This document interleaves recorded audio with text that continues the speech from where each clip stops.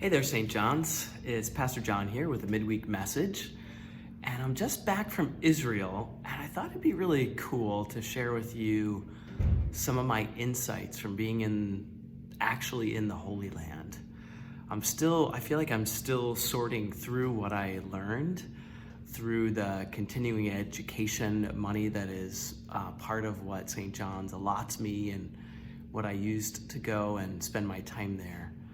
So one of my insights I shared in the sermon this last Sunday, maybe you heard it, was that Jesus' childhood and early ministry, I always thought the background color would have been sandy, dusty brown, but really around Nazareth and the Sea of Galilee and Capernaum, where he did his early ministry and most of his ministry in his life, it reminded me a lot of California, actually. It is a land that is lush with and fertile soil for growing things, bananas and fruit and nuts and wine and of course olives.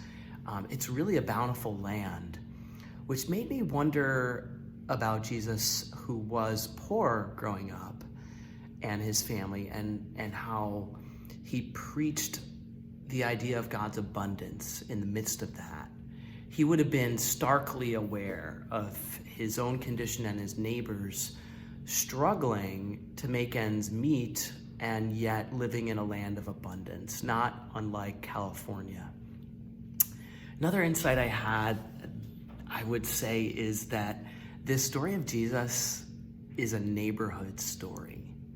It's a local story in that the area that he lived and preached and died isn't really that large. We're not talking about hundreds of square miles, but area that is certainly walkable within a few days' journey. And though his ministry was around this lush area, Jerusalem and south of Jerusalem and part of where he was there is desert. And so there are these microclimates where you can get to sand dunes rather quickly. And we passed by where probably the story of the Good Samaritan took place, which was in desert country. And it says he came down out of Jerusalem, and you literally drive down a hill out of Jerusalem. These are some of my early learnings. I love the idea of this Jesus story as a local neighborhood story, because in a way, to me, that connects to our longing to be a part of this community at St. John's that we all have, whose mission is to live God's love in the world or in the community, or as you walk out of the church, living this neighborhood story of good news that we're called to do.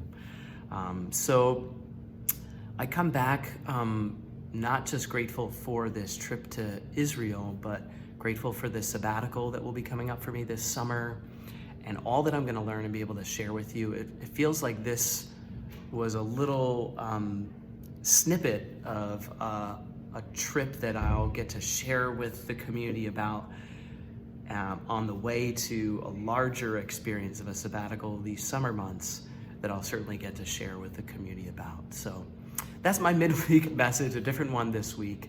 Hope you have a blessed week in your life and your neighborhood. Bye for now.